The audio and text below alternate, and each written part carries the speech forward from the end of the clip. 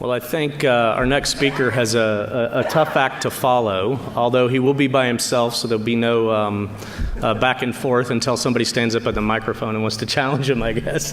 But that was fantastic, great first panel, and I'm very, very happy to introduce a good friend of mine, Scott Nyquist. He's a senior partner at McKinsey & Company.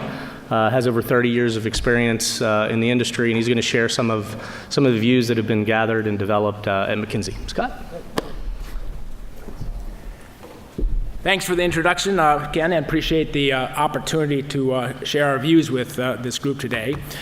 My goal is in the next 20, 30 minutes just to give you a view on the outlook for energy, and I'm going to try to emphasize a bit around the future role for hydrocarbons, which is a big topic of discussion as we get into greenhouse gas emissions.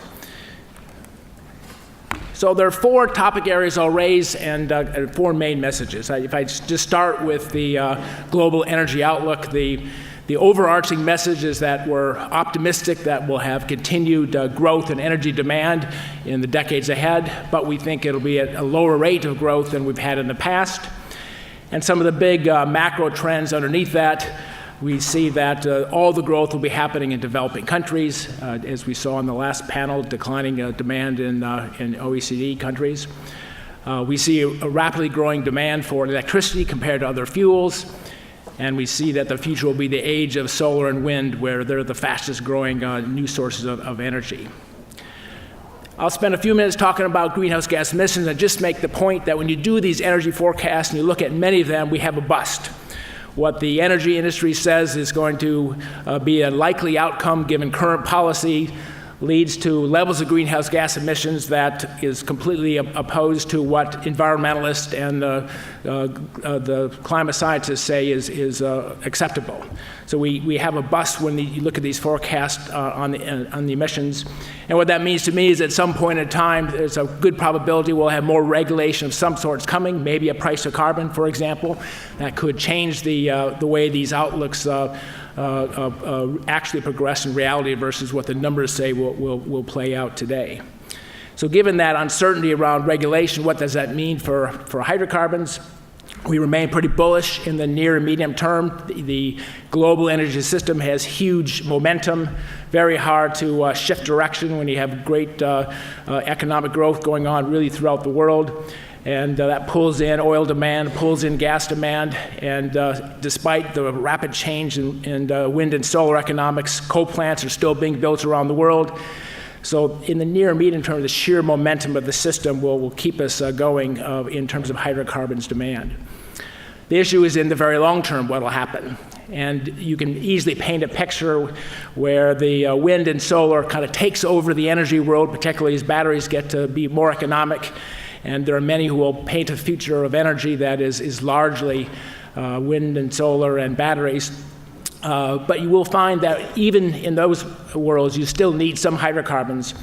And if we're going to be able to have a hydrocarbon industry that thrives in the very long term, we're going to need some new technical innovations, carbon capture storage, carbon capture use, as John and others had raised, could create a future for hydrocarbons that could thrive. And so I'll talk a bit about that.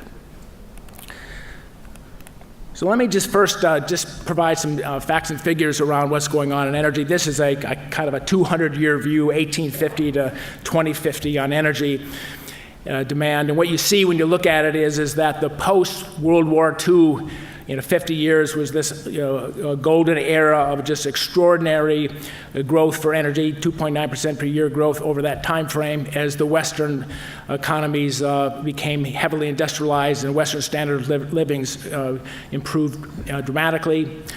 We saw things begin to slow down, and then China took the baton and kind of roared forward and continued the pace of growth through the 2015.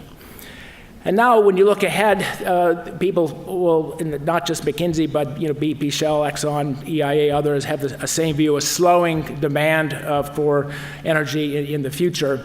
And why is that? Well, on the positive side, what will drive energy demand is this, as is shown on the left-hand side of this page, continuing growth in population, driven a lot by India, Africa, and some other developing countries. And we also are optimistic and believe that we'll have continued GDP per capita growth. And when you have GDP growth alongside with population growth, you can have a real impetus to increase demand for energy. Now, on the other side of that, what dampens that growth going forward is this improvement in energy intensity. And what we see happening are two things. One is that we see that more and more economies shift from an industrial economy to a service economy. And these economies will have much less energy requirements to grow. It takes a lot less energy to go to a movie than it does to make steel. And then the other thing that's going on is just energy efficiency is percolating through the global economy and making energy use to generate a unit of GDP much more efficient. So you take China, for example, it would have taken 16 megajoules of energy consumption to generate a unit of $1 of GDP growth in 2015, and that'll decline to 6 by 2050 due to these things. So the combination of growing population, growing economy, with improvements in the energy efficiency and service leads to this kind of moderate growth going forward. One of the big trends we've been observing for many years is the complete shift of that growth from the OECD developed world to the developing economies. All the action is happening in Africa, India, and China in the years ahead. In fact, China will grow for a while, and then it will peak and begin to decline. But all the OECD countries in this analysis showing declining energy consumption. This happens as a result of the service economy and energy efficiency technologies continuing to propagate. And so if you really want to understand what's going on in the world, you have to look at what's going to happen in energy, India, and China rather than Europe and the US. That's where all the action is. The other big trend is this trend toward growth in the electricity consumption. We see it growing at 4 times as fast as what we see for growth in other fields. Why is this? Well, there's lots of, in Asia, lots of new buildings being constructed, and these new buildings will have demand for appliances and heating and cooling systems, and they will require massive quantities of electricity as these economies are urbanized around the world. In developed countries, we see continued growth in the use of electricity for heat pumps in residential, and a continuing growth of use of electricity in industrial applications. So this shift toward electrification of the energy world will be a big trend as well. And then we see the shift of power generation capacity toward much more investment in the wind and solar. In fact, in 2016, the bars on the far right show that for the first time ever, we had more annual capacity added in the combination of wind and solar compared to coal and gas. And we foresee that trend to continue for the future. Some 80% of new generation capacity that will come into the system globally over the next 40 years will be wind or solar. So for many, many years, if those of us who've been following us, we've talked about when will solar arrive, when will the economics actually work without subsidies. Well, we're here, and our analysis shows that in almost every country in the world, solar and wind, certainly by 2020, will be the lowest cost source of energy. And the real debate is, will it get cheap enough such that you can displace existing coal and gas plants with wind and solar? Wind and solar already will beat new capacity additions. The question will be whether it will be low enough to back out coal and coal and gas in the future. So then you go through this process, and we have all these guys who will add up all these numbers around the world. Every country look at what's going to happen in energy, lay it out for the future, and they add it up and they say, what does it mean for the energy stack towards 2050, given all these forecasts? And here you end up with that 0.7% per year growth across the top. And you see at the top, wind and solar having the fastest growth rate and increasing its share substantially over this time frame. But you end up also having this significant source of fossil fuels being in the energy mix, for the foreseeable future. And many forecasters have the same view, and the numbers vary. Some have renewable growth even faster, and we have many scenarios on this. Well, I just picked this one. But they all show this world of fossil fuels having the dominant source of energy supply with current policies. Because if you look at the economics, even with aggressive improvements in the cost of solar and wind and batteries, you still see this domination of fossil fuels. And that leads to the bust. And this chart just shows the greenhouse gas emissions going back from 1990 through to 2040. This is just for the energy system. So we had 20 gigatons of carbon dioxide equivalent in 1990, and that rose through the 2000s. And then we had different forecasts. And there's some good news in this as well, is that when we looked at this, I can remember doing this work in the 2000s, and this was the time when China was building a coal plant every week, and we had Texas going to plant 6 new coal plants as an example. Europe was, you just had this view when you did the numbers going forward that we're going to have 2-3% per year growth in greenhouse gas emissions. And that's that 2005 business as usual blue line across the top where you get to 55 gigatons a year. Now, we've done a lot in the last 10 years in the world. Europe has reduced its greenhouse gas emissions to below 1990 levels. The US, largely through natural gas, has reduced its emissions pretty close to 1990 levels. So we bent the curve downward, and we've made big improvements over the past 10, 15 years. But still, current policies are headed toward a significant increase in greenhouse gas emissions. We had this big discussion in Paris, COP21. Everybody held hands and said we're going to do much better, and that's the blue dotted line there. It says we're going to have new policies that we're going to implement that will improve, the rate of emissions. But even with the Paris Accord, you still have emissions well above what climate scientists are saying is the 2 degrees centigrade, 450 ppm target that we had that was agreed in Paris. And then even last week, the latest report on the Intergovernmental Panel on Climate Change, they say not 2 degrees, 1.5 degrees, and we need to have 0 emissions by 2030 and 2040. So this complete bust between what we are really doing as a society in terms of growing our energy demand with fossil fuels and greenhouse gas emissions and the pressure from climate scientists and environmentalists to say that's just not acceptable. So given this bust, what could happen going forward? And I'll just talk a minute about what could happen in just the liquids demand. And again, when you go into detail on this, you can have long discussions around how rapidly is there going to be electric vehicle penetration in every country in the world? How rapidly are you going to have fuel efficiency standards come in, and you put all these numbers in the model, and you come up with these different scenarios. And what's interesting about the work is very hard to come up with believable models on a global level that says you won't have growing oil demand toward at least the 2030 timeframe. You can imagine some rapid penetration happening in some countries in the world with aggressive regulations, but the system has got so much momentum. We have a 12-year supply of automobiles out there that aren't going anywhere. They're going to continue to use fossil fuels. And so you end up with this view that maybe if we're aggressive, we can have peak demand in 2037. And then if we really get aggressive, maybe we can get that peak demand down to 2029 in terms of a much more aggressive penetration of electric vehicles. So in the near and medium term, it's easy to get, if you're not in the hydrocarbon industry, you get very optimistic, okay, we can be confident that demand is going to be there for the next 10, 15 years. But when you look in the out years, this is where you can see how renewables and battery-powered vehicles could change the world. And you can see how the economics of batteries will come down. Electric vehicles have many advantages. China is driving this very hard for energy security and environmental reasons.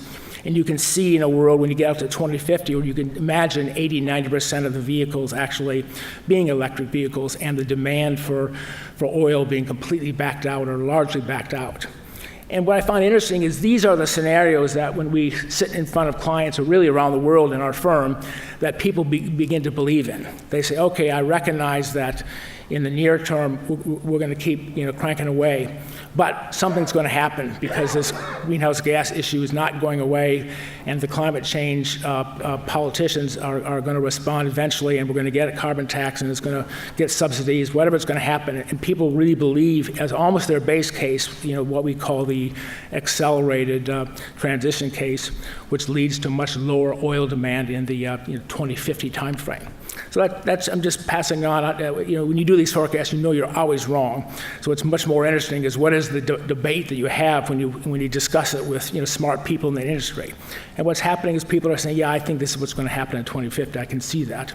The Saudis don't agree, and others that are they're going to find new ways to create demand. But there's a lot of folks out there who see this as a viable path. Now, if I shift over and do the same thing for natural gas. The green line is just the gas demand over time, and it grows a bit faster than oil. It has a great use in power generation around the world. China right now is pulling in as much gas as it can find to solve its pollution problem in its cities, and it's working. If you've been to Beijing lately, it's much better than it was 5 years ago. And they are running and gunning on using gas to solve their pollution problems. And gas as a source of power for many parts of the world is continuing to grow. And gas use in industry and gas use in residential commercial for heating is continuing to be robust. So again, you have this optimistic view of a demand for natural gas continuing for the decades ahead. And then you have the conversation about climate change and greenhouse gas emissions. And you say, well, we can describe scenarios where solar economics continue to get so much better, wind economics continue to improve, battery economics come way down, and we can displace gas from a lot of these power generation facilities around the world. And even today, when you look at the bids for utility scale solar plants around the world, it's staggering how cheap they are. So you can already beat gas in many parts of the world today. And if that accelerates even faster than we had expected, and we begin to, through regulation, encourage electricity use in residential and commercial to accelerate, and in industry to accelerate, you can imagine many, many scenarios where gas demand, like the oil picture, goes up for a while, then begins to droop down. We have one, stark scenario on the bottom here, the red line, which has even more aggressive regulation happening in the very near term that stops gas demand from happening, but it's not credible in the near term because we keep seeing this incredible demand for natural gas, particularly driven by China, that's making that just not a plausible scenario.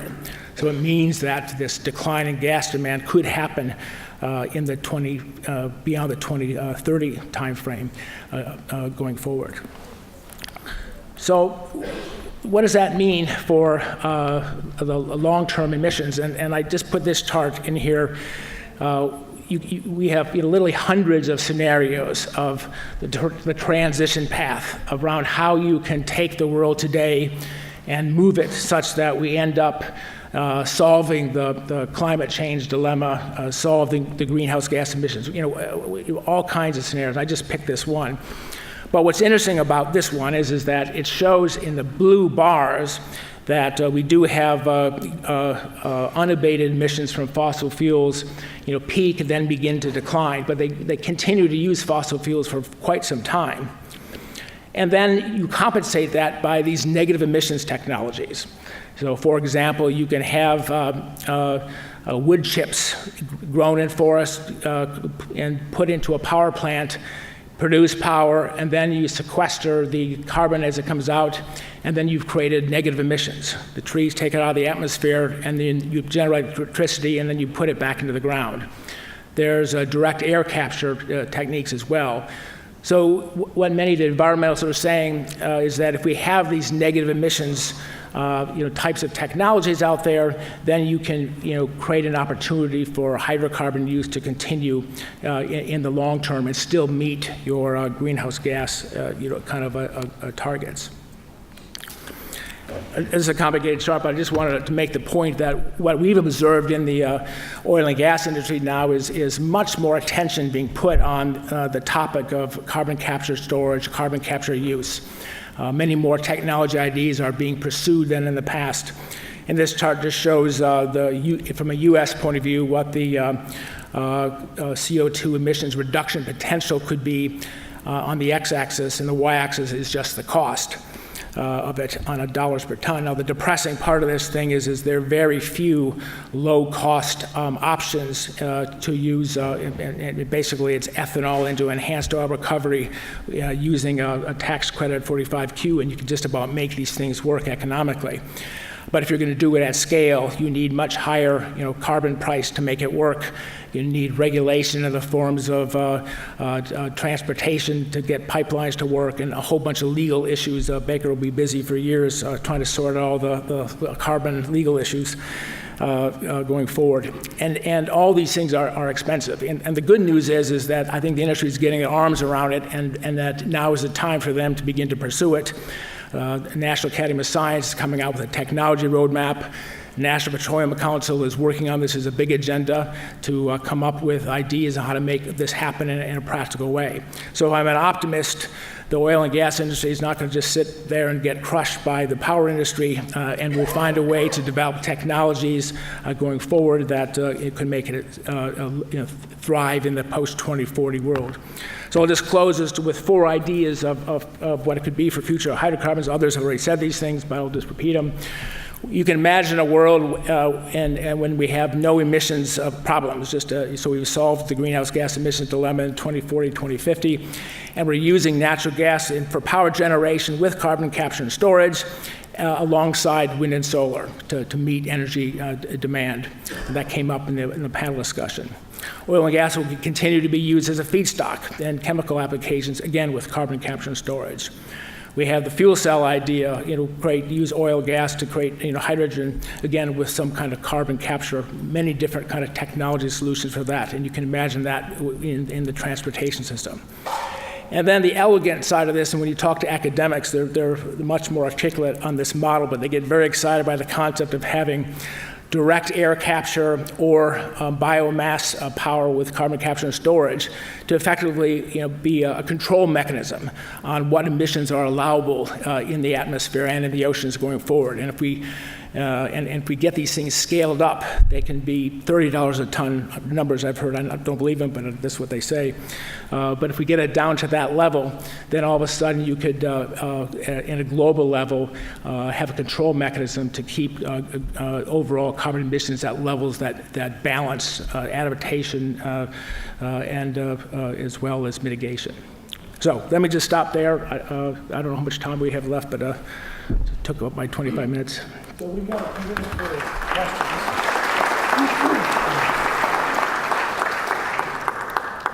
If you have a question, please step up to the mic and ask. We've had a few different outlooks presented here at the Baker Institute over the last few weeks. I think there are some common threads that keep coming out. Namely, the current path is not in line with what the IPCC suggests we need to be on. And I think what you've offered are some potential technology solutions, and that's another element that keeps coming out. It's about innovation, not necessarily regulation. So please, go ahead. Thank you. Thank you for the great talk. I actually was the scientist who designed the clean coal power plant in New York. This was done 5 years ago. It was part of a $250 million effort in the Department of Energy.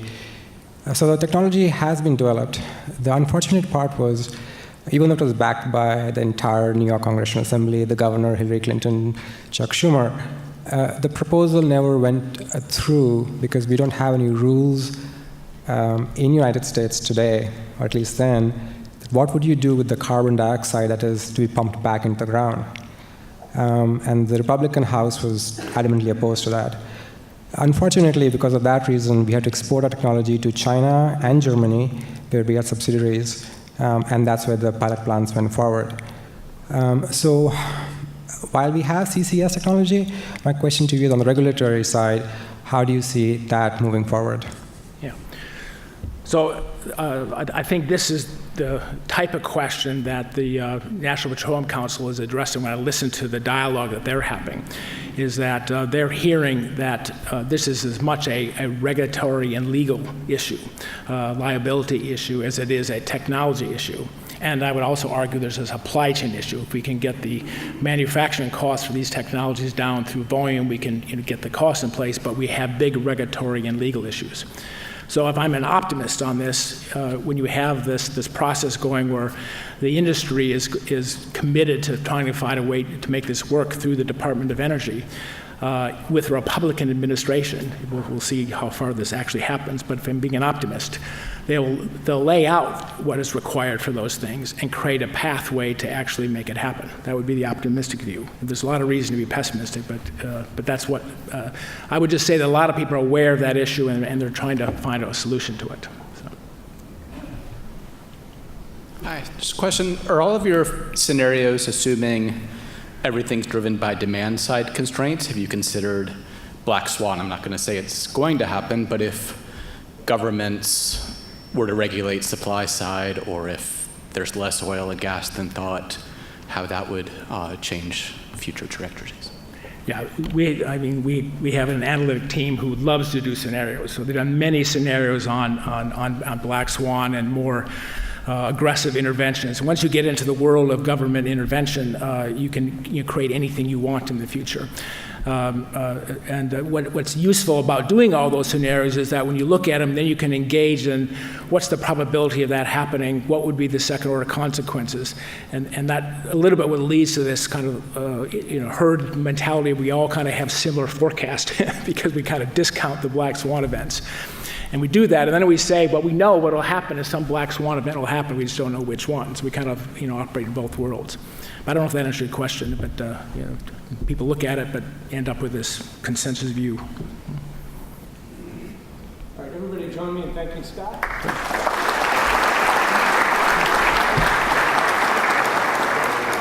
I'm going to call the next panel up, please.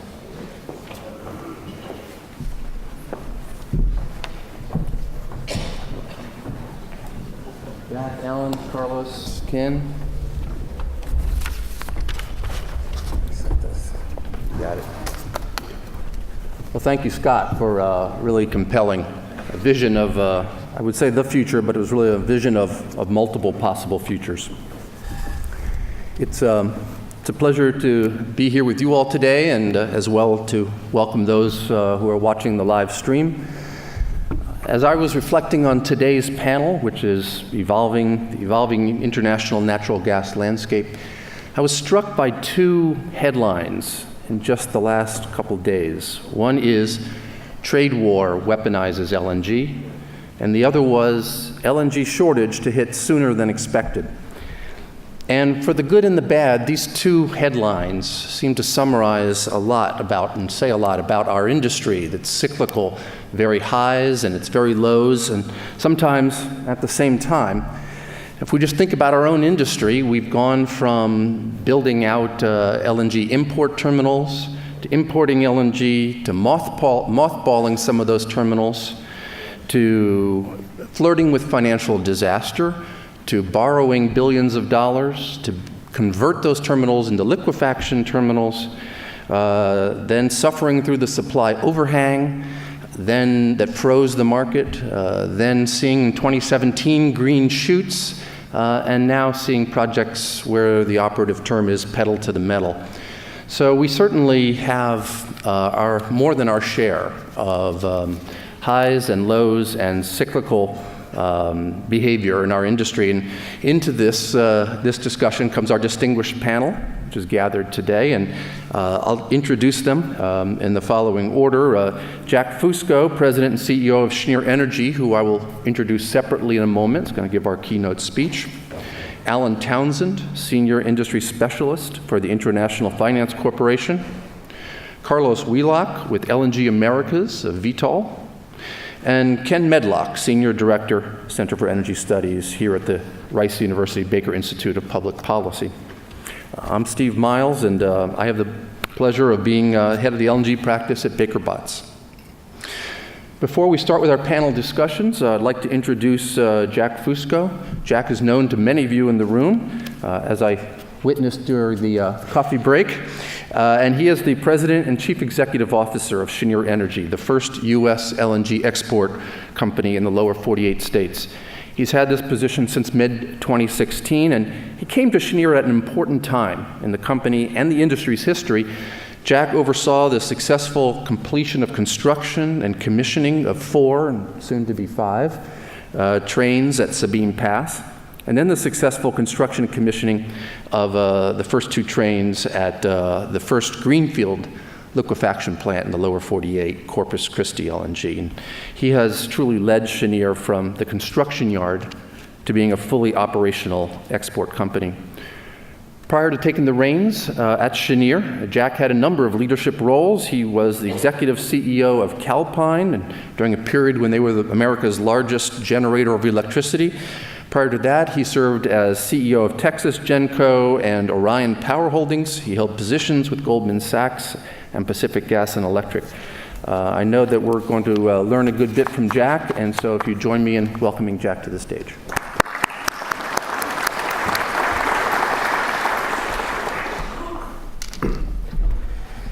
Thank you, Stephen. It is good to be here this morning, and thanks, Ken, for having me. I really appreciate it. So as you could tell, in my last 36 years in the energy industry, it's not my first rodeo. So I've been CEO 4 times. Most of it has been in power generation. When I took the Cheniere job, I had no idea of how applicable that would be in what I was about to embark upon. So I spent most of the time developing, constructing, building, owning, and operating power plants, which are extremely small in magnitude for what it takes to own a liquefaction site. So it just in context, a 500 megawatt combined cycle natural gas-fired power plant covers 5 acres of land. Our Sabine Pass facility with 5 liquefaction trains, soon to be 6, by the way, Stephen, it covers over 1,000 acres of property. So I have a handful of slides, and then we'll try to get to the, if I could figure out how this remote works. Okay, this way. I tried that. There we go. The first one is a safe harbor statement. The lawyers make me put it up there. We're a publicly traded company. If you look at Scott, or you heard Scott's presentation, you probably wouldn't be buying our stock, though. Hopefully I can convince you otherwise. So first, I'm going to give you a little commercial on Cheniere, and then we're going to talk about where have our cargoes went, where is the U.S. LNG traveling.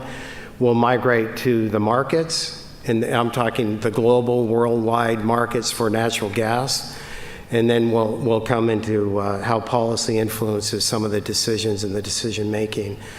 But we have 2 facilities, 2 sites. When I became CEO, as Stephen mentioned, I spent a majority of my time worrying about the handoff between engineering and construction and making sure that we can meet all of our promises. And that was not only the promises to our investors, but the promises to the regulators, to the administrators, to the stakeholders that were counting on us to be the first U.S. LNG exporter. In 2017, over a period of about 17 months, so from when I started in May of 16 to 2017, we were able to commission 4 of the 5 trains that were under construction. So a significant effort was done by all. And we did it safely, well within budget, and then ahead of schedule. Now, that year, it culminated in us winning the award for the LNG Industrial Leadership Award by Platts for worldwide recognition. So I was extremely proud of our workforce for what we were able to accomplish at Sabine, and we continue to lead the industry in our construction and operations efforts. So Stephen mentioned Train 5 at Sabine is in commissioning as we speak. We should be making our first LNG there shortly on that train. Corpus 1 is about a year ahead of schedule. It is also in commissioning. We'll be making LNG shortly, and the 2 are neck and neck to see which one would be first, and then that's going to be followed with our Corpus train number 2, and we started construction on train number 3 at Corpus Christi. So all in all, we have an 8-train effort going. We have 9 trains that have been permitted, so we have one more train to build that's shovel ready, and that'll complete our first phase of our construction and operating efforts for the company.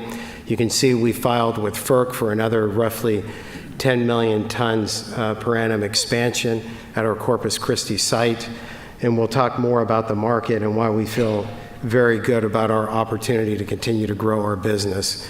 And this will give you just a little bit of what it takes to build one of these facilities. So at the height of construction, we had over 10,000 workers employed, 5,000 at each of our facilities. It was the largest construction effort in the world. We've invested over $30 billion for the 2 sites, so it is not for the faint of heart. This is a snapshot. So to date, we've sent over 400 cargoes. By the end of this year, we will have over 500 cargoes. The cargo is a tanker. A tanker is 4 BCF of gas, right? So it's nat gas. What we do is we procure the gas, we clean it, we liquefy it by cooling it down to negative 260 degrees, and then we load it onto tanks, and then from the tanks we load it onto ships. Now, in the old Cheniere, the customer brought the ship up and took the LNG from our flange, if you will, either at Sabine or at Corpus Christi. That's called FOB. What we realized about a year ago was that we were limiting ourselves from a market perspective, that there were much more utilities, international utilities, that had regas terminals, that had the capability to utilize natural gas, but didn't have the skills, nor did they want to worry about shipping from the Gulf Coast of the US through the Panama Canal. So we changed our business strategy. We said, you know what, we're going to be a reliable, affordable provider of natural gas for the world. And to do that, we had to stand up everything from buying the gas to transporting it, cleaning it, and then loading it on our own ships and taking it around the world. So to date, over 400 cargoes have been exported from Sabine Pass, because Corpus Christi is now in startup, so we haven't sent any out of Texas yet, but very shortly we hope to have that first tanker leave the shores of Texas. And it went to 28 different countries and regions.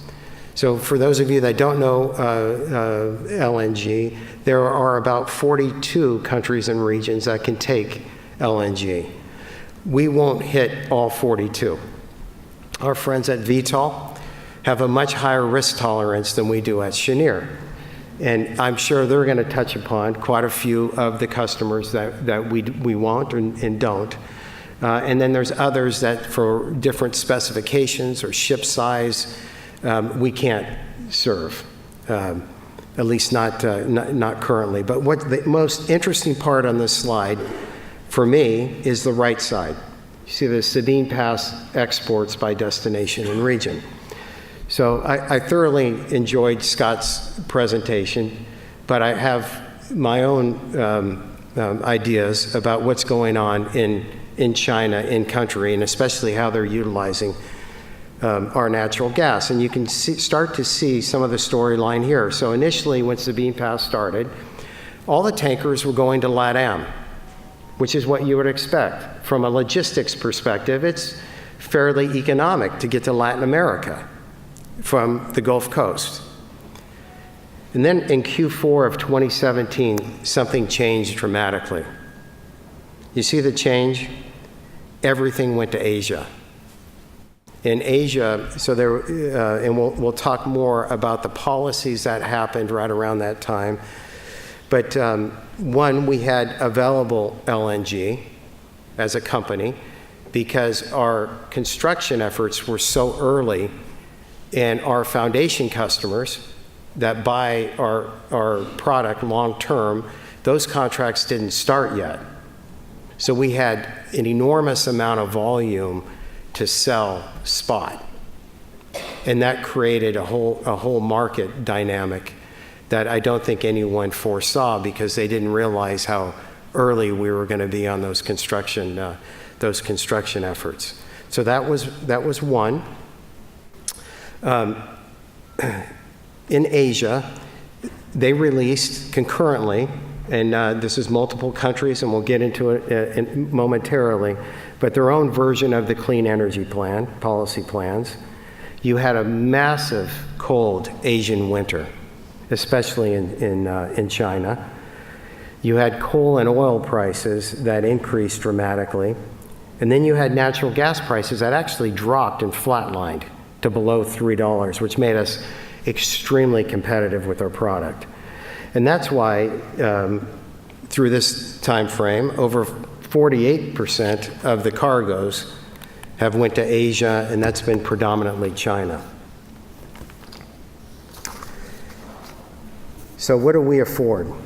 One, as we talked about, the destination-free contract. So if you pick up your LNG from our dock, you can ship it anywhere in the world. We don't care. So this historically, and I say historically for the last 60 years, the LNG market has been purely bilateral, right? Point-to-point destination. The customers had no choice. They bought it for 20, 30 years. It got delivered to their dock. And if they had too much of it, they just had to burn more of it because they had no choice. It was take or pay. For Cheniere and for US LNG, we call it destination free, which means they can send it anywhere in the world. And what that means from a market perspective is the LNG is going to flow where prices are high. So it's been interesting that a lot of our foundation customers, those are the customers that signed up soon, early into Cheniere, that helped us finance this $30 billion effort. And those contracts have started at Sabine Pass. They're Europeans. They're Spanish, Gas Natural Fenoso. They're Electricity de Portugal, right? The Italians. The UK, Centrica, Total in France. None of their LNG that they pick up from us is flowing back to Europe, or very little of it, right? It's going where the prices are highest. And right now that tends to be in Asia. But that's what we give them. I think the industry is going to change rapidly, at least the market will, with the advent of the VTOLs and the trafiguras, that the trading entities that are willing to sign up to long-term LNG for 15 plus years and take that to market. And that'll help create more liquidity in the market, more price discovery, and give customers a better option. But again, for the spot and for the liquidity, we as the U.S. LNG and Cheniere, because of our ability to build our liquefaction export trains faster, the market a false sense of security. And that sense of security is that there's going to be a lot of spot cargoes and a lot of liquidity in the market for the foreseeable future. And that hasn't happened. So as our contracts have kicked in, we call them DFCD, and 85 to 87% of all of the LNG that I've spoke about that we will produce is under a 20 to 25-year contract with an off-taker. And as those contracts start, there's less and less of it that we can sell to help out some of our customers on the short-term side. And that's why you see prices for LNG have expanded into this winter. So I just wanted to touch upon how policy drives more longer-term price dynamics. I'm not going to spend a lot of time on this page, but I want you to focus on the picture, the 227 parts per million. That's Beijing. And Scott, I don't know what it was like 5 years prior. This was November 2017. It was a week before the president showed up for the trade mission. I was there finalizing our long-term contract with China National Petroleum Corporation for 25 years. This has nothing to do with power generation. So power generation in China, about 6%, give or take, is natural gas-fired power generation. That's it. The rest of it is coal and oil. They want to take the 6% to 15% relatively quickly, but they haven't been able to get any real traction because the air quality is so bad because they use solid fuels for central heating in the main metropolitan areas. So they've tried to augment their boilers for central heat during the winter with natural gas, and they were short. And that's what created the shortage in February, which actually impacted their GDP for the country, is they ran out of fuel. And they ran out of fuel for health reasons. You can't breathe. And I can tell you on this day, I landed in Beijing, I got in a black car, got driven to the hotel where I showered and changed and went to a meeting. When I came back out of the meeting, I couldn't find the car. The car was gray. The particulate matter, the ash that was sitting on the car was disgusting. So that's what they're trying to deal with in China. That's why they've had a 50% growth year over year on LNG, and is expected to continue to be very robust as they displace coal and oil for power generation. And in Korea, it's a little bit different. A new president, there's a new energy plan, and in their case, they wanted to shut down some of their aging nuclear fleet that was much the same vintage of those plants at Fukushima, and they want to shut down the coal-fired facilities around the major metropolitan areas, and that's created a huge demand there. In Europe, it's going to be a little bit different because I think the indigenous supply is dropping a lot quicker than they were expecting. So at Cheniere, we've announced here recently 5 new major long-term contracts. We call them SPA. Stephen knows them well. We've been very successful in the market as far as getting more than our fair share of those long-term SPAs. And there's been a lot of debate around why we've been so successful. And I'll tell you, the real, one of the main reasons is this whole conversion worldwide to cleaner burning energy. And the second one is our ability to deliver a full service product that we will deliver right to their dock. So we signed a 25-year contract with CPC in Taiwan, and that we are delivering a little over $20 billion of energy and nat gas to Taiwan directly to their docks. So I look forward to the panel discussions, and I'll stop my prepared remarks, and I thank you all for your interest.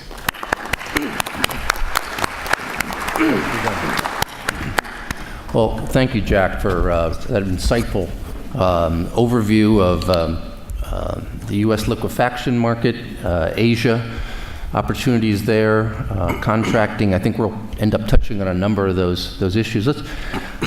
Let's turn to our panel and let's start the discussion there. And Alan, I thought if you wouldn't mind kicking us off, the IFC has a critical role to play. You're out there in direct communication with buyers, large buyers, small buyers. What are you seeing? What are the new trends, the new developments in LNG that you're seeing? Well, thank you, Steve. It's a great pleasure to be here. Thank you to Jack for setting us up. I think what Steve said, providing the context for my remarks, the IFC, we're part of the World Bank Group. We only work in emerging markets. For us, gas and LNG to power is a critical component of a clean energy mix for our client countries.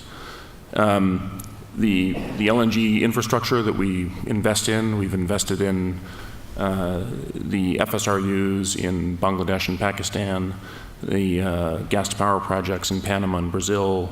We have 2 more financing decisions that we expect to take soon-ish another LNG to power project in Brazil, and a project in El Salvador.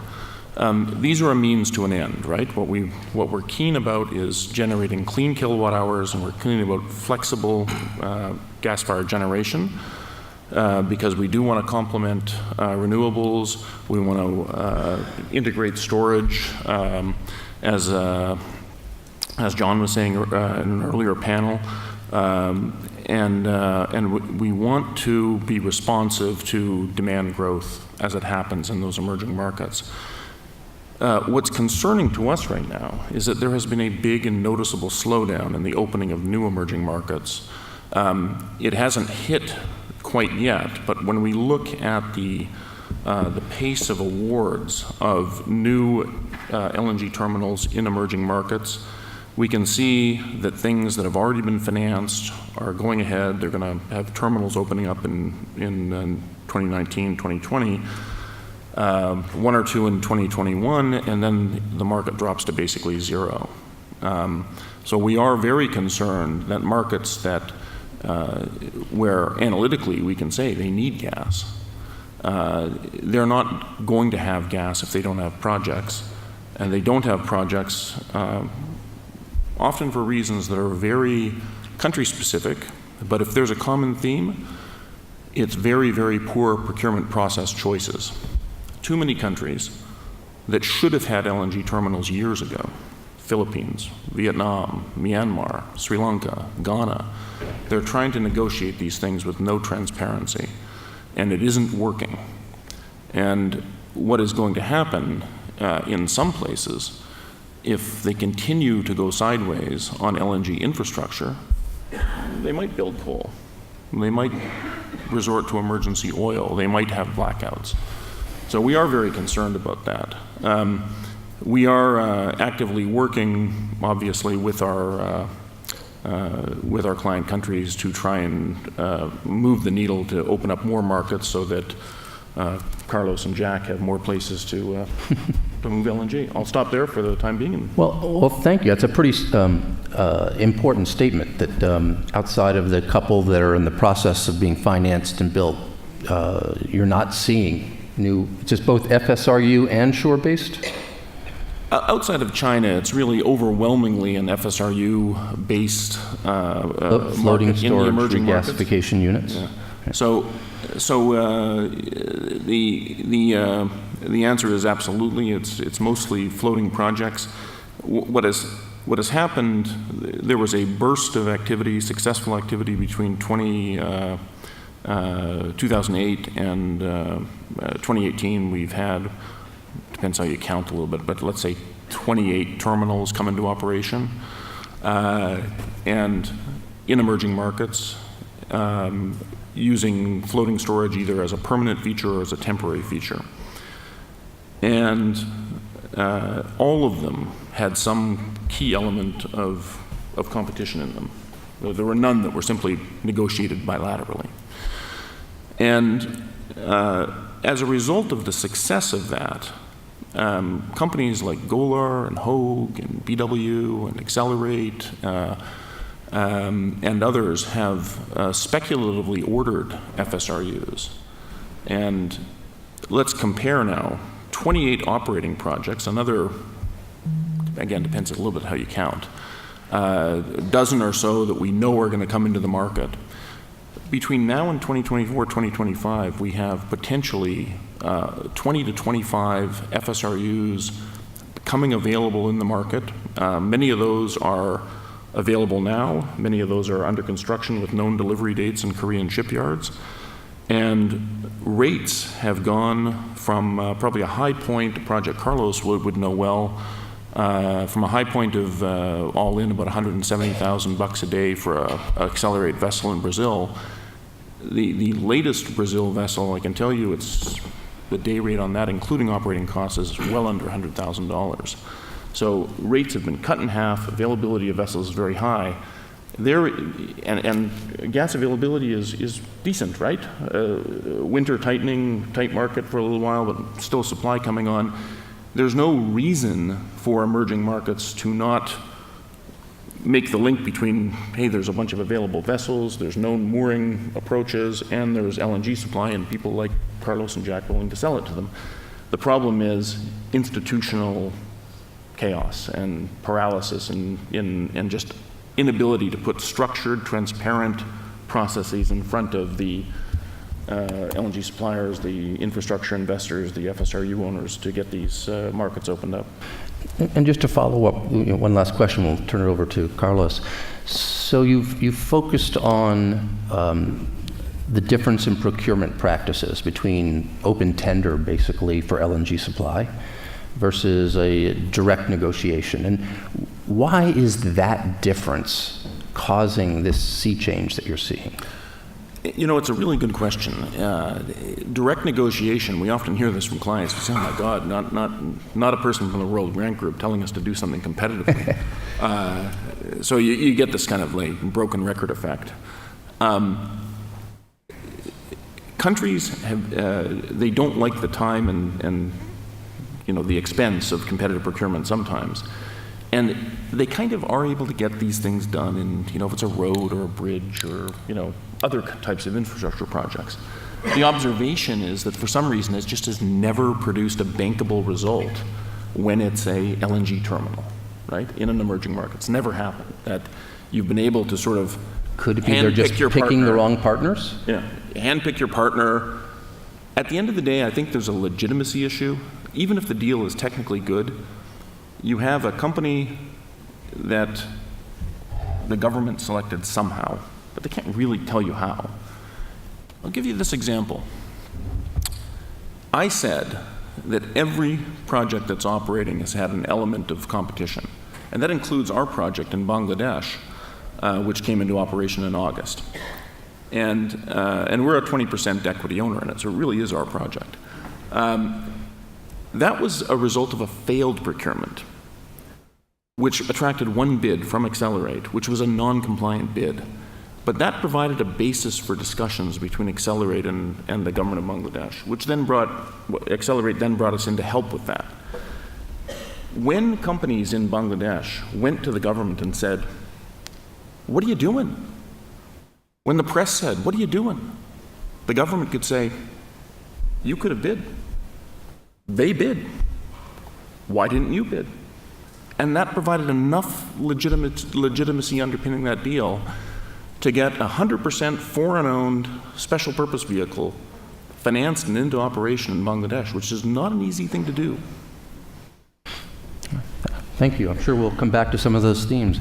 Carlos, obviously you and Vitol are just playing a critical role, the intersection of dreams and reality.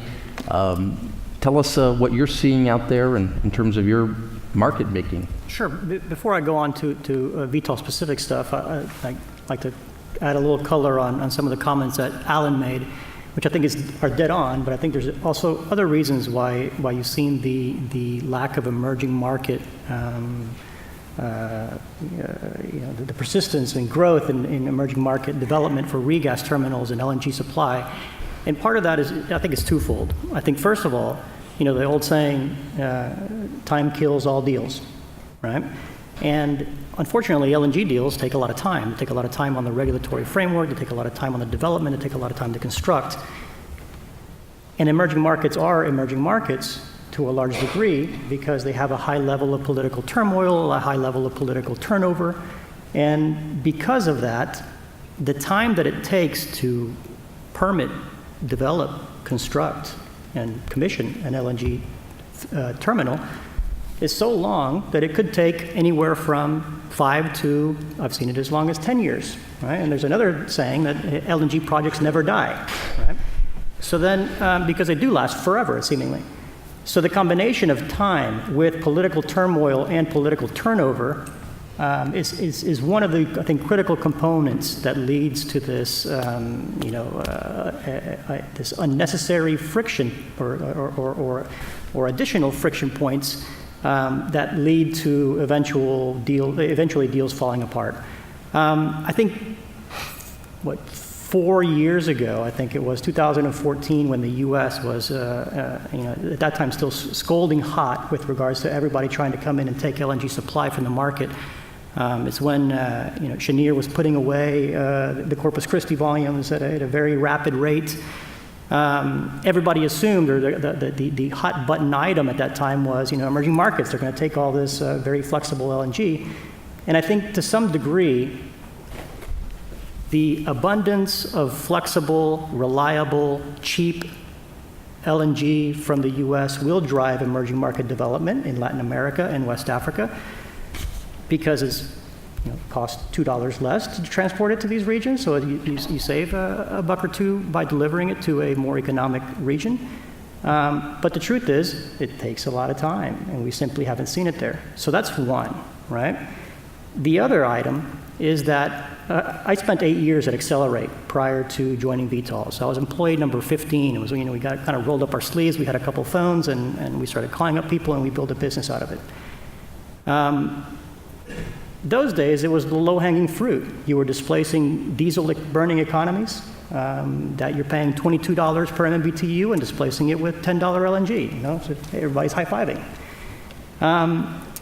But not only diesel displacement or high fuel displacement for cleaner burning, cheaper natural gas, but it was also the infrastructure, as Alan suggested, was much easier and was ripe for the picking.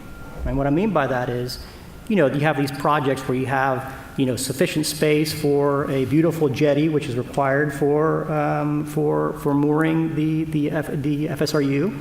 And you had, no dredging requirements because the ports were, ideal for a scenario like this and fully utilized. So you could identify these like 10, 15 projects that you could say, we could put one of these things anywhere. We'll put this one here, we'll put this one here, right? And we can displace all this really expensive fuel.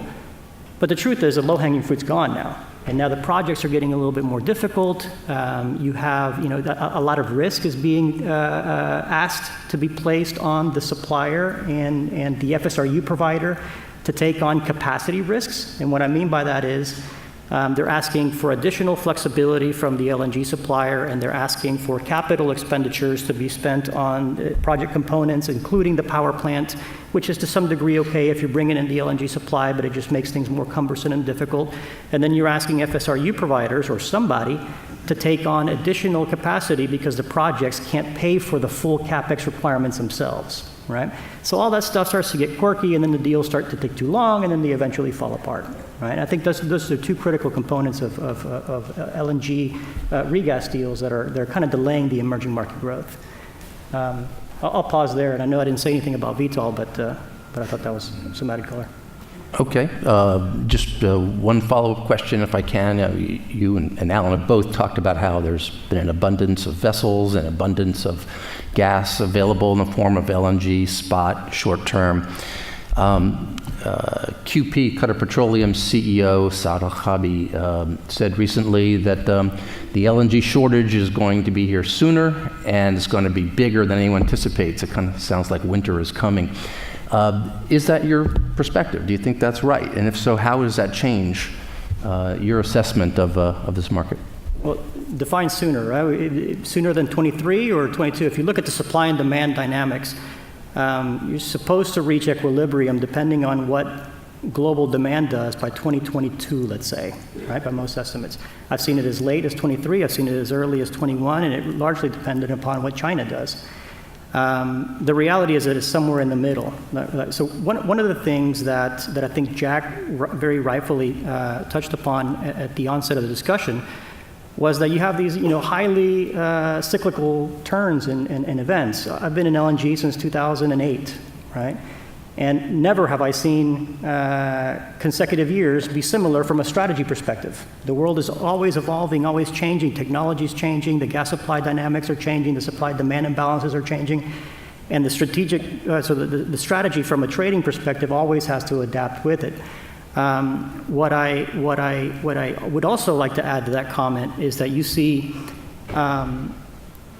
if the supply and demand equilibrium is to be reached by 2021, 2022, which is what the expectation is, you have to start FIDing new projects in order for there not to be a significant shortage by 2023, 2024, right? Because of the long lead time to get these projects finalized and commissioned. So I think everybody's in agreement with that, and that is no small secret. And that's why you're seeing these very rapid FIDs getting done right now, because the market is simply reacting to it, and reacting to it with the most efficient paths, right? The most efficient path right now is to go to an expansion project like Cheniere, and is to go with potentially something like LNG Canada, where it doesn't necessarily need a fully sold out project for the equity holders of that project to take FID. Qatari expansions will also come online as well. So that's the market being responsive to the supply and demand dynamic. The truth is, though, that these are really clunky and long lead time assets, right? So you're always going to have these significant swings, right? We saw $18 LNG, $20 LNG back in 2010, 11, 12. And then you see this, $5 LNG 2 years ago. And here we are at 13 bucks, $12 in December today. And these are the times of oversupply, and you see $12 LNG. So the truth is, the market, over long enough periods of time, in any capital-intensive, long lead time industry, demand will always outpace supply. Or not always, but most of the time, demand will always outpace supply.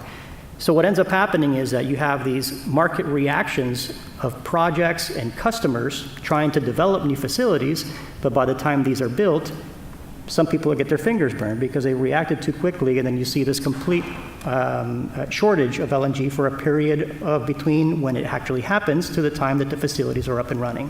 So I think that's what you'll see, whether it's 2021 or not. I think it could be, and I think that's what they're referring to, and that's why the Qataris have made a decision to debottleneck, and LNG Canada has made their FID. Thank you, Carlos. Ken, any thoughts? Equity versus project finance, SPA risk? Sure. Interesting conversation so far. And I never thought I'd hear a Game of Thrones reference in this panel, but there we go. So when we were preparing for this panel, we had a pre-conference call, and I think Stephen threw one question out, and the conversation went on for about an hour, at which point I had to say, guys, I got to get off the phone. I got another meeting to go to, but I don't think we have a problem with the discussion here. And I think it's bearing itself out.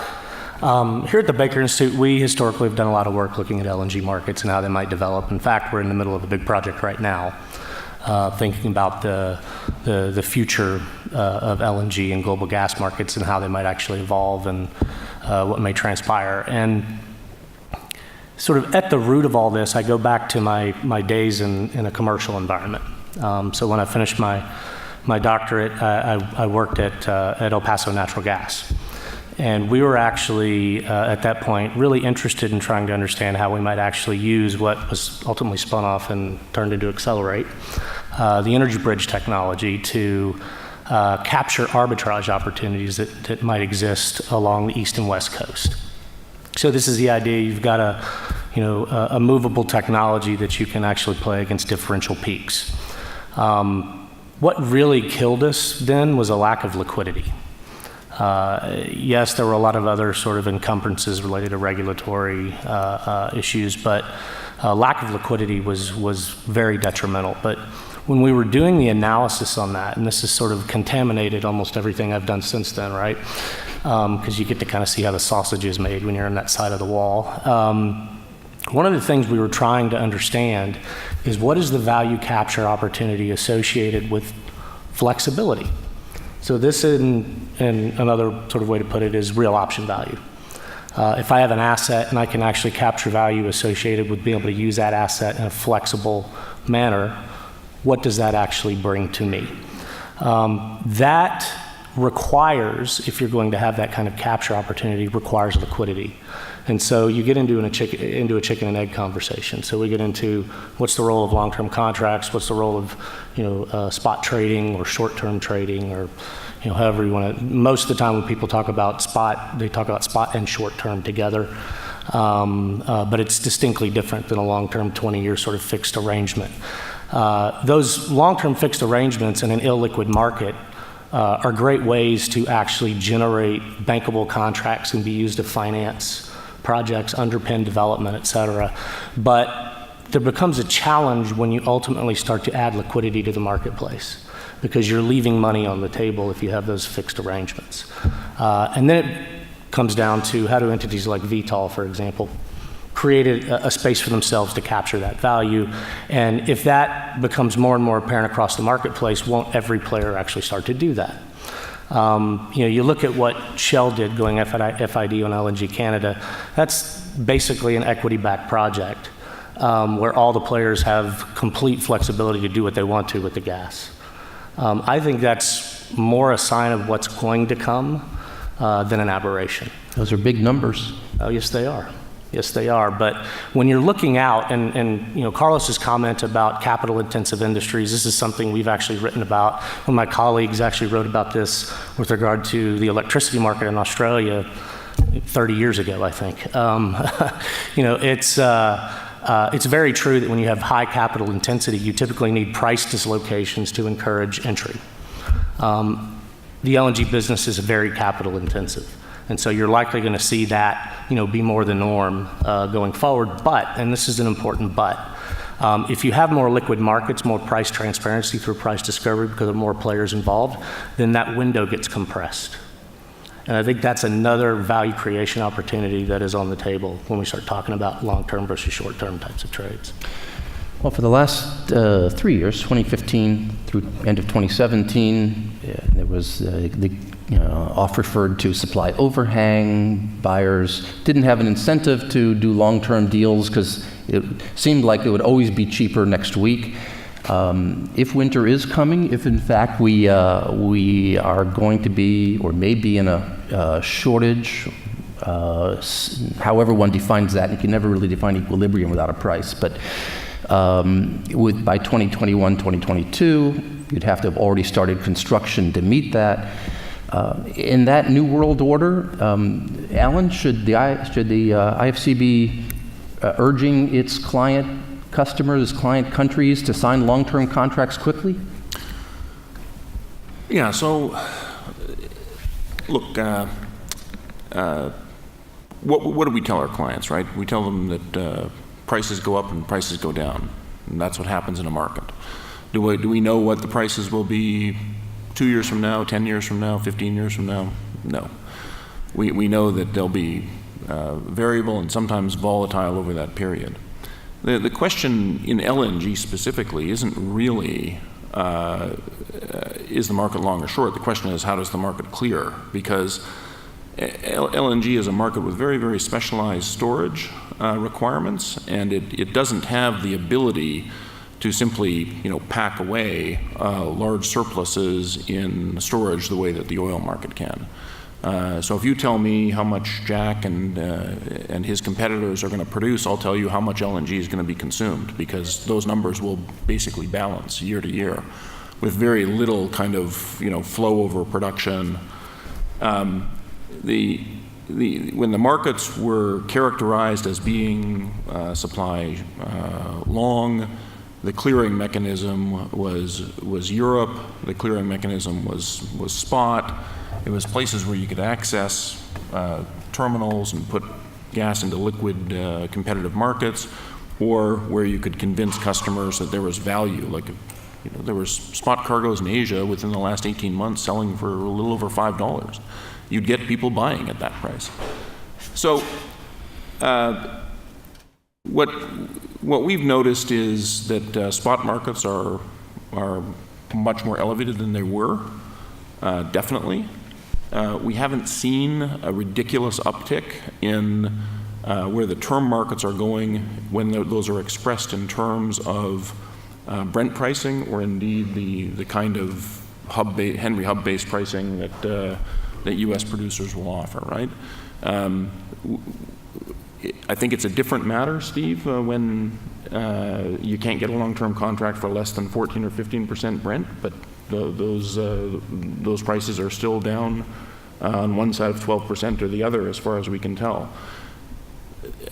when I tell you that someone is buying at 12% Brent, I'm telling you that for the life of the contract, they're getting an over 30% discount to Brent on an energy basis. So it doesn't matter that the price of Brent goes up or the price of Brent goes down. They've locked in that discount. And in a lot of the markets that are of concern to me, their alternative is a Brent-linked oil product. So as long as you can get the infrastructure in there cheaply enough, 150 million or less on the fixed infrastructure, not 500 million, there's good value for LNG. There are people willing to sell it to them on, pick your term, right? I mean, you can buy a spot cargo, you can buy 25 years of gas. The market doesn't tell you if you want a 12-year term, no, you can't have it. The market's, Carlos and Jack and everybody else says 12 years is fine with us. So that's the market I see. My final comment on that would be that, let's face it, given our two earlier keynote speakers, both of whom had fascinating stuff to say, there is a stranded asset problem in the industry, right? Qatar knows that if they don't produce this, they may never produce it. And that's true of Canadian reserves, and it's true of other people's too. And what you're seeing is FIDs that are a little bit of a roll of the dice. I think that everyone can tell their capital allocation committee this project meets our hurdle. But the risk is that everybody does this at the same time. It produces a lot of supply. The market does clear, and it's possible that there will be times in the 2020s when the clearing mechanism for that is competitive gas markets. And that is a recipe for, at certain times of the year, being a price taker in fairly price-distressed circumstances. So if you see the Qataris, they're saying yes to, what's the math on that, 35 million tons of new supply. LNG Canada saying yes to about 15. The Qataris at Oil and Money in London also said they expect to take Golden Pass FID by the end of the year. That's another 15 million. He's got Sabine Pass 6 plus another 10 at, and he can do it. Doesn't need the same level of contract cover. He's got lots of cash flow now. So I'm up to about 65, I'm up to about 80. Expansion under basically an equity liftings model in Papua New Guinea is another 10. Arctic, the Russians. Yep, I mean, Mozambique, which is a little more project finance dependent in the Anadarko side of things, but still I think that'll get done. You've got a lot of supply coming into the market. Now, my final comment. I love supply because I can tell my clients, look, this is a well-supplied market. I can't tell you what the price is going to be, and I can't tell you about seasonal variation, but I can tell you there's lots of supply coming. And that's great. What frankly scares emerging markets is when someone shows up and says, you better sign a long-term contract now because the market's really tight. Because then they remember that conversation with the coal guy who said, you don't have to sign a long-term contract with me, and there's always going to be coal. Right. Or fuel oil. Jack, what do you think? Can you finance and launch a new train with no long-term contract? Well, Alan had there was a whole lot in what Alan said, so I don't know how I'm gonna separate everything he said, but I'll give it a go. So when we're sitting across the table from customers, so the first thing you need to realize is there is no liquidity in this market. There's none. We're talking about the worldwide nat gas market. I load that tanker in Sabine. I put it on the ship. I send it through the Panama Canal, and 30 days later, it shows up at a regas terminal. 30 days, and a lot can happen within the 30 days. So this is not spot trading. This is not, back in the mid-90s, I was at Goldman Sachs. I started the first electricity trading desk. We never hung up the phone. We had to match the buy and the sell. We had no storage of electricity. This is not trading. This is marketing. This is logistics. It's logistics optimization. Has nothing to do with trading. Sorry, Carlos. That's true. It's a fact. Okay. So, but there's no liquidity. So when the customer comes and they say, "Oh, I want winter cargoes," Okay, winter cargoes, $12 an MMBTU for Asia. That's $50 million a tanker. I'll have my tankers sitting there. You pay me, depending on who they are, you pay me first. My tanker will go into dock, or get a letter of credit, right? If you want to sign a long-term contract for 25 years, then I got something to work with. So you want quantity, the bigger the quantity, the lower the price. You want term, the longer the term, the lower the price, right? So I've got some flexibility. You need some optionality, hey, we'll throw that in if you give us some term, so I could take it to the bank. So my financing costs go down, I hit my hurdle rate. I have shareholders. I have to meet my financial targets or I won't have a job. I can't trade LNG for missiles, right? Like the Russians and the Indians. I can't do that. It's not something I want to do either. So Thank you for clarifying. So we have a business to run, but that's how it is. But if you really want short term, then you got to take the volatility of the short term market, the good and the bad, right? My problem is most of the folks that come in and they say, well, we want short term. They want short term when the prices are cheap. Yeah, of course. When they go back up, they don't want the term the short term anymore. They want the long term, which brings me quickly to China and some of the trade disputes, because it's not. There's we started off with a trade imbalance, and we were working hard, the companies and U.S. LNG to try to make that trade imbalance not so prominent, right? And we really believe, and they believe, that we're on the right side of that argument. So we have a product that creates American jobs that we can sell to China. That's a dollar denominated, and it helps with the trade imbalance, and it helps meet their energy goals and needs. They still need it. So we've sent over 50 tankers. So through all the rhetoric and all the headlines, which I'm amazed with, we're still sending tankers to China. And you say, well, why is that? Well, they signed a 25-year contract. So I can tell you what the price of LNG is going to be 25 years from now. It's going to be the marginal price of the next amount of LNG terminal that has to be built, whatever that marginal cost is. So that's how we've priced it. The longer the term, the lower the price, because we can meet our hurdles through our financing, right? We're investment grade now at Sabine Pass, so our financing costs have come way down. So, the Chinese, they're going to lift all day, our clients at CNPC. They signed up for 25 years. They have an all-in cost that's less than $8 an MMBTU. JKM, Japan, Korea, Malaysia is trading at 12. They're making a $4 spread. Throw on 10 cents on $7, 70 cents, or 10%, 70 cents to the government. So it comes out of one pocket, goes in the other pocket. But they're still making over $3 a margin. They're going to lift all day. So anyway, that's my view. It's a good view. Thoughts? I would like to clarify that I'm very much in favor of contracts. Our business is, our bread and butter is single asset project financing, and we don't see many cases in the gas to power sector where you can do that genuinely without good underlying contracts. I think the point in there is that, as Jack was saying, each customer has a range of requirements. Those requirements can include terms of different lengths. They can include volumes of different scale. They can include flexibility of a different range. And we're never going to have the kind of LNG market that we have in, say, crude oil. But one of the things that we do have is we do have some level of increasing commoditization, and we do have a level of increasing flexibility in what customers can ask for and what suppliers can provide. So I think that's very positive for my clients. I actually have a question that I'd love to hear all of your thoughts on. I'm exempt. Oftentimes when we start talking about short-term versus long-term contracts and spot trading, it winds down into a discussion about how do you get projects financed and built, and et cetera. How is risk distributed, amongst the buyer and seller.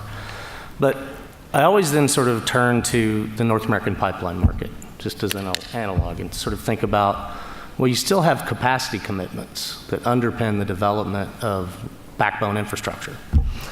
But those commitments are tradable, which actually allows value capture above and beyond what the actual construction of the pipeline itself and those capacity commitments might actually yield. And so the question I have is, why couldn't something like that emerge in the LNG space? Are there impediments to that? I mean, because it never seemed that this conversation... The trading of capacity rights? Yeah, exactly. It does happen. Well, I mean, but I mean, Happens to in the the US extent right now. that as things... No, I understand that, but what I'm talking about is to the extent that things are actually financed, right? People actually take capacity positions solely on the basis, think about it as insurance policy, but solely on the basis of being able to move product and then capture value on the ability to trade those rights. Yeah, I'm not sure, Ken, I understand, but we spend $500 million a year on long-term transportation pipeline contracts. And we're building a 230-mile pipeline from the Scoop and Stack all the way down into Texoak, because we didn't find a solution that we liked ourselves. And a lot of that capacity is headed towards our terminals. But yeah, we trade in those transportation rights because we've locked them up for a fairly long time. Sure. I think what Ken was saying, Yeah. if I may, I think what you were suggesting is that why aren't liquefaction trains financed on the promise of volume eventually being there, not terribly dissimilar as any oil facility or refinery, right? That's exactly maybe right, have a shorter outlook on where things will be. You can finance them with shorter term contracts at 7 years, but then you have a useful life of 25 because XYZ. The reason for that is you produce a barrel of oil or you produce a barrel of, or a gallon of diesel, or you produce any refined product, and you've got yourself an asset. Because you could put that thing on any ship in the world, and you can sell it immediately. You produce a drop of LNG, and you've got yourself a liability. Because if you don't have a home for it, you've got shipping, boil-off, right? The boil-off is very restrictive, and you've got a limited amount of homes for that, right? There are only a limited amount of receipt points that have cryogenic storage. And even then, unless you have reliquefaction, you're boiling off. So this thing is going 5,000 MMBTUs per day until you get that thing, No, absolutely. in home. And what you're talking about is liquidity, effectively, right? Exactly. So how fungible is the molecule? And so my question really fundamentally is, what is the outlook for the development of fungibility in the LNG space, and how will that matriculate back into how projects are ultimately done? So the other part of that is it depends on how much debt you want, right? Because you saw the whole merchant power industry get created in the U.S. and it didn't exist before, right? And then it was funded, but the amount of debt equity, 50-50, right? Because the banks thought, well, look, if we're going to own this power plant, we're going to own it on 50 cents on the dollar or 60 cents on the dollar, and the debt service coverage ratios weren't there. So I think you really have to look at the underlying economics, and I do think at some point there'll be more merchant or speculative amounts of liquefaction built. Like, right now, we hold back, if you will, a train, right? 5 million tons for our short and medium term, and basically risk management on forced outages for our other trains in the portfolio. But I could see in the future that developing as you get stronger balance sheets involved, right? If you got two guys in a fax, and it's pretty hard to get the banks comfortable with 80% leverage, which is what Cheniere had. I also think, on the demand end, you have a requirement for third-party access in European terminals. So you have operating FSRUs there, which are multi-user terminals, like in Lithuania and Italy, and possibly soon to be in northern Greece. The reason that's important is because there is a question in emerging markets about whether you can have a multi-user terminal with an FSRU, and the answer, as Europe has demonstrated, is yes.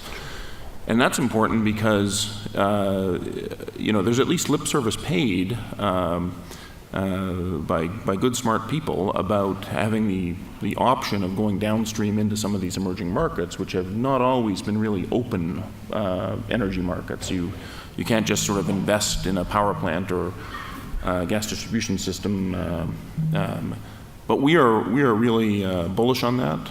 We think that initially getting the ability to receive bulk cargoes from the international market, and then being able to develop markets in that country or in the region, through whether it's ISO containers or small ships or trucking or whatever it is, that requires from the beginning, this orientation of access to infrastructure and to allow people to take positions like that. I think the other thing I would say is that, Jack, your model is kind of, the foundation model for Cheniere was one where you were selling an option for you to liquefy something for your customers. They can choose to run it, or they can pay you the liquefaction fee. So people have bought a kind of option with Cheniere, and you do have companies. I think Naturgy is a, they're lifting from you now, but they're also an active offerer of that same gas on a spot basis, FOB Sabine Pass. Maybe because they don't have a better place to put it, or maybe because they think that'll get them higher value. But effectively, what's happening is, if you look at the potent tender trackers, if you want to buy Naturgy's offtake from Cheniere for the 2019, that opportunity seems to be available to you if the tender tracker is accurate. As long as your ships are vetted. Always a little logistical point, it's true. Let me just say we're going to run into a few more minutes, but if anybody has any questions, please stand up now or at any point in time, next couple minutes, and we'd be happy to field them. A couple brave souls, and please give us your name and who you're with, please. Dr. Kittrell, chemistry at Rice University. I wanted to follow up actually on the excellent futuristic and visionary introduction by the keynote speaker, which is, how all this relates to greenhouse gas emission. So we know, many people are very happy with gas displacing coal in the U.S. Typically, you say it's about half as much CO2 per kilowatt hour generated. So yes, that's a big help in reducing greenhouse gas emissions. On the other hand, LNG requires a lot of other processes which could both release CO2 and methane. So what I'd like is, does anyone have a cradle to grave value for the release of these two greenhouse gases, where the grave would be the customer's pipeline in the foreign country? So that would be from well to customer's pipeline. How much additional greenhouse gases are emitted? Because we know, for example, in the oil industry, probably around 20% of the total energy winds up being consumed by the oil company itself in refining the oil. But are there good numbers available for LNG, of the additional releases? Yeah, so I would say that's an area of focus for us right now, to take it all the way to how the customers are utilizing the product. Because right now, the DOE has done quite a few studies before, when our permits were being had on the production, U.S. gas production to the processing, and then FOB at the Gulf Coast, but not the benefits that we're seeing from the international community right now of lowering overall air emissions. And Chris Smith joined us here recently. You all may know Chris. He was instrumental in this organization, but he's also was an assistant secretary at the DOE. And he's brought on his staff to help us with the whole corporate social responsibility effort. So I don't have a good answer for you this year, but if I get invited next year, I'll have a better answer for you, I promise you. Yeah, so obviously a point of obsession for the World Bank a little bit.